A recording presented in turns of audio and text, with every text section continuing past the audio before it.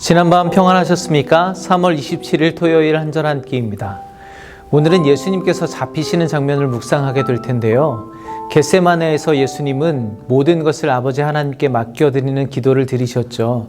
그리고 제자들에게 일어나라 함께 가자 보라 나를 파는 자가 가까이 왔느니라 말씀하십니다. 바로 그때 가룟 유다가 큰 무리를 이끌고 예수님을 잡으러 옵니다.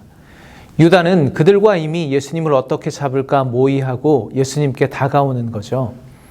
마태복음 26장 49절과 50절 말씀입니다.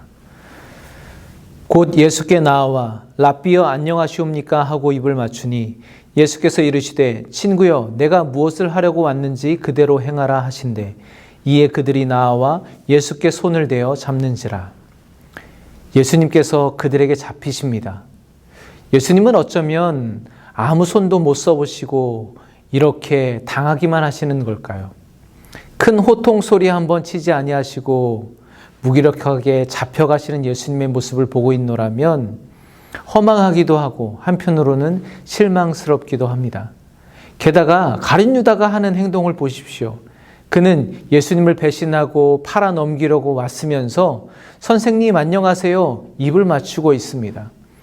그도 그래도 한때는 제자였었는데 어떻게 이렇게 뻔뻔한 모욕적인 언행을 하는 걸까요? 그리고 예수님은 그들에게 잡히십니다. 그런데 그때 예수님의 곁에 있던 한 제자가 칼을 빼어서 대제사장의 종의 귀를 베어버리죠. 물론 그렇게 할 사람은 베드로밖에 없습니다. 베드로는 평소에 성격도 급하고 다소 섣불리 행동하는 면이 있긴 하지만 오늘만큼은 정말 속 시원하게 행동한 것 같습니다. 저만 그렇게 생각하나요? 그런데요, 예수님은 베드로에게 내 칼을 도로 칼집에 꽂으라. 칼을 가지는 자는 다 칼로 망하느니라 말씀하십니다. 주님께서 어찌 베드로의 마음을 모르시겠습니까? 주님은 그의 마음을 다 아시죠. 하지만 예수님은 베드로야, 나는 그런 왕이 아니란다. 내가 회복할 하나님의 나라는 칼로 세워지고 칼로 망하는 나라가 아니라 평화의 나라, 영원한 하나님의 나라다라고 말씀하시려는 것 같지 않습니까? 그리고 이어서 이렇게 말씀하십니다. 나는 내가 내 아버지께 구하여 지금 12군단 더 되는 천사를 보내시게 할 수 없는 줄로 아느냐? 내가 만일 그렇게 하면 이런 일이 있으리라 한 성경이 어떻게 이루어지겠느냐? 예수님이 이렇게 허망하게 잡혀가셔야 하는 분명한 이유가 있습니다. 그리고 그것은 예수님이 그저 무기력하고 수동적으로 이끌려가는 것이 아니라 예수님의 자발적인 선택이었습니다. 왜냐하면 그들과 우리 눈에는 보이지 않지만 그곳에는 언제라도 대장 되신 예수님의 명령만을 기다리고 대기하고 있는 12군단도 넘는 천군 천사가 둘러싸고 있었기 때문입니다.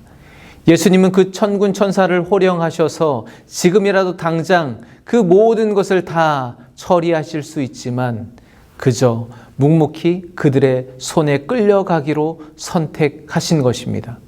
그 이유는 성경의 예언, 바로 하나님의 뜻을 이루기 위함입니다. 예수님은 그렇게 스스로 당신의 목숨을 포기하기를 선택하셨습니다. 이렇게 묵상하다 보니까 앞에서 방금 보았던 말씀이 새롭게 보이기 시작했습니다. 예수님께서 가룟 유다에게 하셨던 50절 말씀입니다.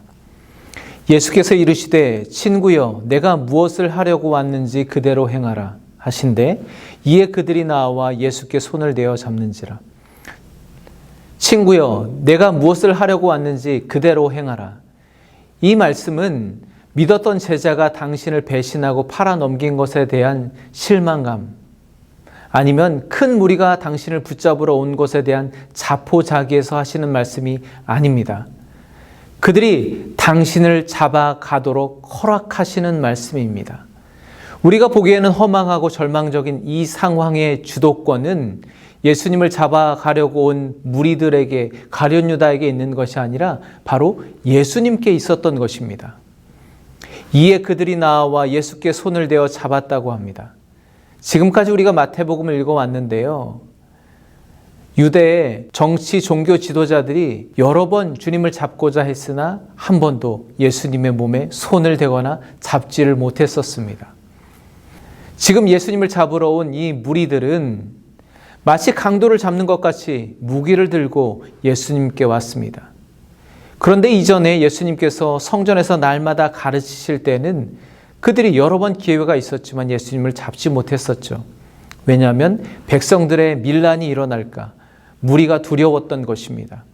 그래서 이제는 아무도 보지 못하는 어두운 밤에 몰래 예수님을 잡으러 온 것입니다. 그러나 그마저도 예수님이 그렇게 행하라고 허락하셔야 그렇게 할 수 있는 것입니다. 결국 이 모든 것은 가룟 유다도 대제사장과 장로들도 아닌 오직 하나님의 섭리 안에서 예수님의 주도적인 선택 가운데 이루어지고 있는 것입니다. 이 상황의 주인은 바로 예수님이라는 거죠. 마태는 이 성경을 읽고 있는 유대인들에게 그리고 우리들에게 예수님께서 태어나시고 오늘 붙잡히시고 십자가를 지시고 부활하시기까지 그 모든 것은 다 선지자들의 예언, 즉 성경을 이루기 위한 하나님의 뜻을 이루기 위한 예수님이 주도하셨던 일임을 분명하게 증거하고 있습니다. 오늘 마지막 56절을 보면 이에 제자들이 다 예수를 버리고 도망했다고 말합니다. 지난 6월절 식사 때 주와 함께 죽을지언정 주를 부인하지 않겠나이다. 모든 제자들이 그렇게 결단했는데 그것이 무색할 정도로 그들은 뒤도 돌아보지 않고 예수님을 내버려 두고 도망합니다. 그런데요, 요한복음에 보면 이 상황을 조금 더 자세하게 묘사하고 있습니다. 그렇게 도망가던 제자들을 예수님을 잡으러 온 그 무리들이 붙잡은 것 같습니다. 그랬더니 예수님께서 그 무리들에게 이렇게 말씀하십니다. 너희가 나를 잡으러 왔으니 이 사람들은 가게 내버려 두어라. 무슨 말인가요? 제자들이 예수님을 버리고 도망가는 것도 예수님의 허락이 있어야 했다는 것입니다. 저는 이 말씀을 묵상하면서 그렇게 말씀하셔야 했던 예수님의 마음은 어떠셨을까 생각하니까 너무나 마음이 아팠습니다. 여러분, 결국은 유다가 모욕적인 언사를 행하면서 예수님을 팔아넘긴 것, 큰 무리에게 잡히신 것, 제자들이 도망하게 한 것, 이 모든 것이 예수님이 주도하신 그분의 선택이었다는 것입니다. 오직 단 한 가지, 그들 모두 그리고 우리를 구원하시겠다는 하나님의 뜻, 십자가로 나아가시기 위해 그렇게 하셨다는 것입니다. 여러분, 내일은 종려주일입니다. 우리가 다시 마태복음 21장으로 돌아가서 예루살렘으로 입성하시는 예수님을 바라보게 될 것입니다.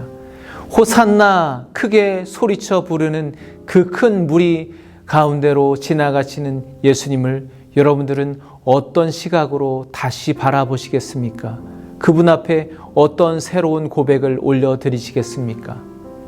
예수님은 그렇게 한치의 오차도 없이 하나님의 뜻대로 십자가의 길을 홀로 걸어가셨습니다.